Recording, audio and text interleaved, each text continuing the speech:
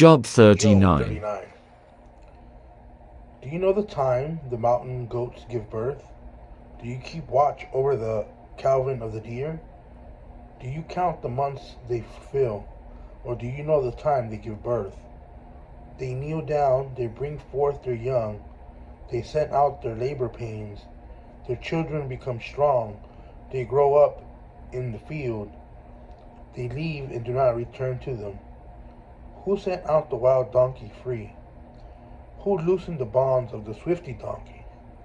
For whom I have set the desert plains as a home, and the salt land as his dwelling place. He laughs at the tumult of the city. The shoutings of the driver he does not hear.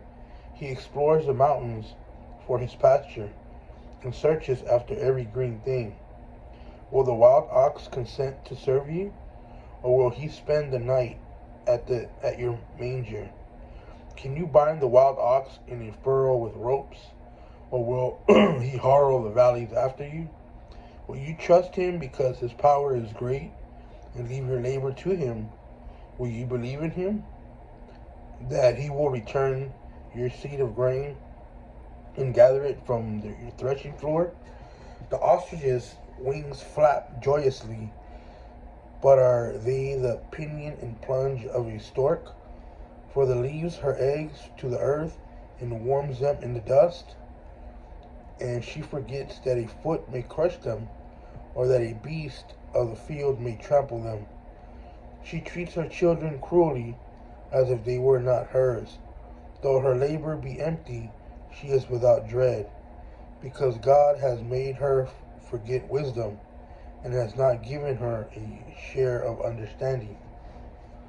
When she raises herself up high, she laughs at the horse and his rider. Do you give the horse his might? Do you clothe his neck with a mane? Do you make him leap like a locust? His splendid snorting is terrible. He paws in the valley and rejoices in his power. He goes out to meet the weapons. He laughs at dread and is not dismayed. He does not turn back from the sword. The quiver rattles against him, the flashing spear and javelin. With the shaking and rage he races over the ground, and he does not stand at the sound of the trumpet. As often as the trumpet sounds, he says, Aha, and scents the battle from afar, and the thunder of the commanders, and the shout of war. Is it by your understanding that the hawk soars, stretching his wings towards the south? Is it at your command that the eagle goes on high, and raises his nest high? On the cliff he dwells and lodges, upon the rocky crag, a fortress. From there he spies out food. His eyes see it from afar. His young ones also suck up blood, and where the slain are, there is he.